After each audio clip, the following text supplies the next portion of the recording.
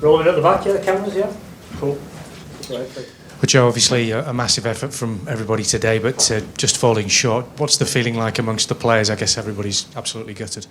Yeah, everyone's hugely disappointed, but you find yourself in a situation like today, and you learn a lot about your team, a lot about the guys that are around you, and I thought everyone showed a lot of courage, a lot of resilience, a lot of character, and everyone should be really proud of how we approached today. I think we'll look back at other points in the game and think, maybe we could have been better, and most importantly, we've got to look forward at the next Test match. We've got to make sure we get something out of this series.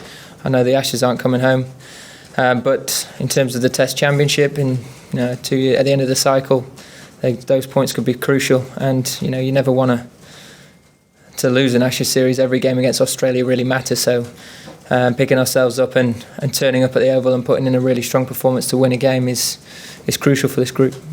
After the miracle of Headingley, did you feel you were on course for the possibility of it happening again?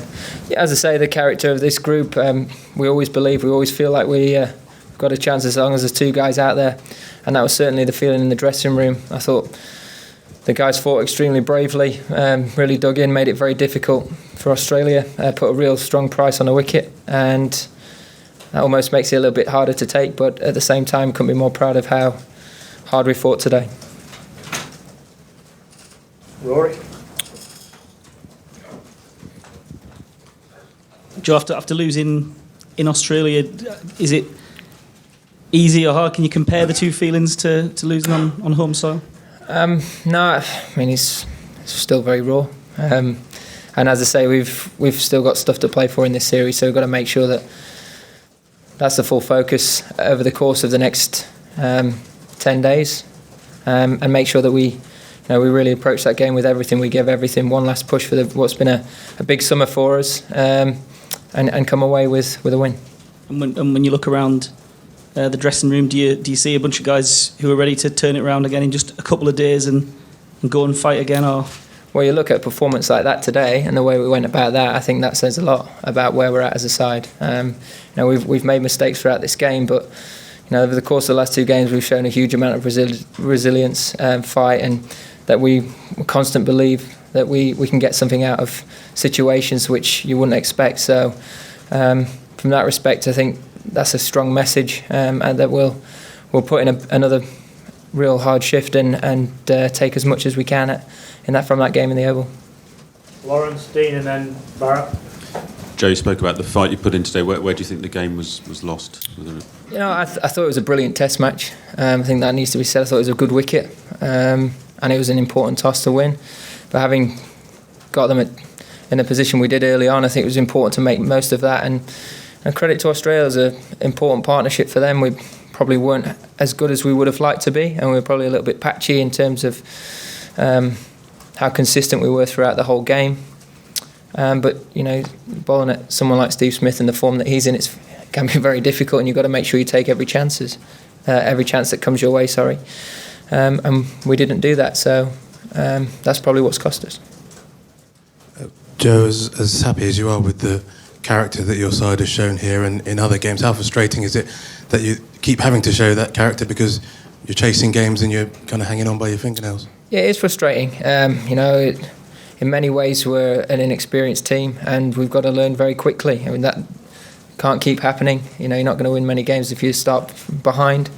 So, still plenty to learn for this group, and we have to take that on very quickly and turn it around at the Oval. And just following up on that, do you very much feel like you're the guy to turn things around and to actually get the side moving forward in the way that you want them to? Definitely, yeah. On the side, yeah. Joe, English and Australian captains are judged on whether they win the Ashes or not. Now that the Ashes are gone and a series where you've been up and down with the bat, is there a time you just sit down and think about where your captaincy is going, or does that come after the series is over?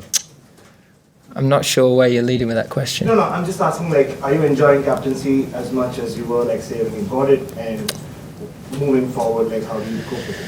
Yeah, I mean, whenever you lose a series, it obviously hurts. You have to take that on the chin. You have to look at areas you want to get better at, both from yourself and as a team. And most importantly, I've got to look at next week. That's my full focus. We've got an important test match against Australia. Every game against Australia counts. As far as we're concerned as a team, we've got to make sure we finish this summer strong. And as I say, we've got the Test Championship to play for. We've got to make sure that we don't lose this Ashes series. So it's vitally important that we turn up and we win that game. Were you slightly surprised to see Ben Stokes walk off today? Or is that just the way he likes to play the game? So Is that just the way he likes to play the game? Ben thinks he's out. He'll walk off. It's pretty obvious these days that if you've hit it and it gets through to the keeper, it'll come up on a review anyway. I'm not surprised at all. David? Joe, do you think your World Cup exertions are maybe a reason for not regaining the Ashes this summer? No, I think that's an excuse. I think that you turn up to an Ashes series, you put everything you can into it, and you leave everything out on the field. And I think everyone's done that, and we've not at times not been at our absolute best. We've played against a very good side that's performed well in these conditions. And you look at a couple of the Test matches, and there's been one guy that's probably been the difference, and that's probably what's cost us the earn this time round. Chris, and then we'll do Dan and Rob. Joe, you mentioned every game counts, and where we are at the moment, Australia still need to avoid defeat in that last game to win an away Ashes series the first time in almost 20 years.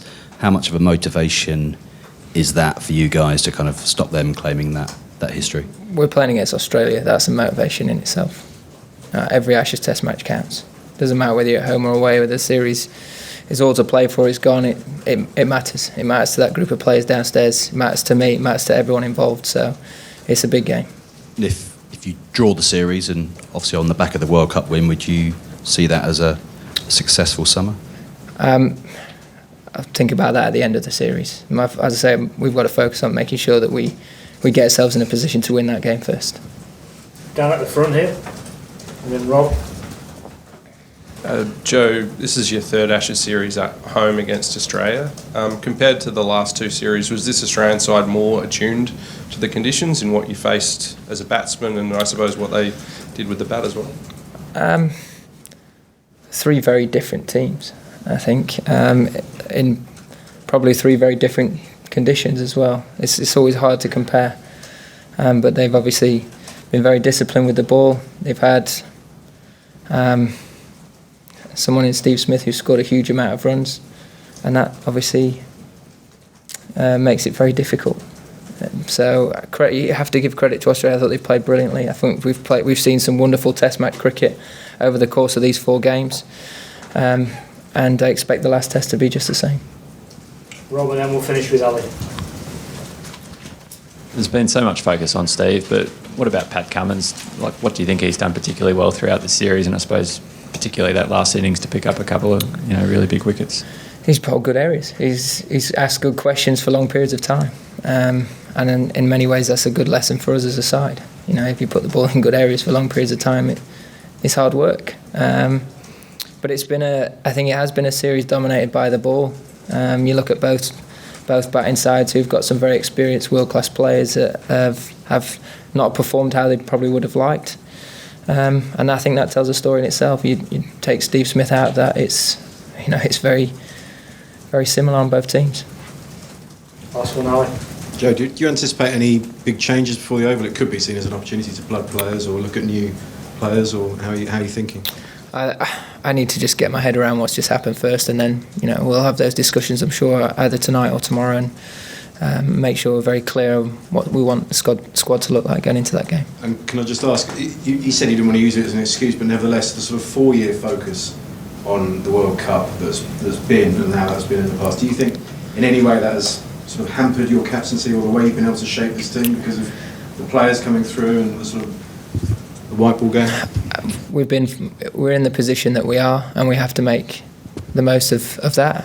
We've been given opportunities. I've been given a fantastic opportunity to captain the Test side, and I'll continue to keep working very hard at doing the best in that. As far as that goes, I will. There's only that's in my control, and I have to keep making sure I do everything I can to get this team in the best shape it can be to win as many games as possible. Thank you. Cheers. Thank you. Just to clarify, we will announce our squad tomorrow, not tonight. So that's tomorrow.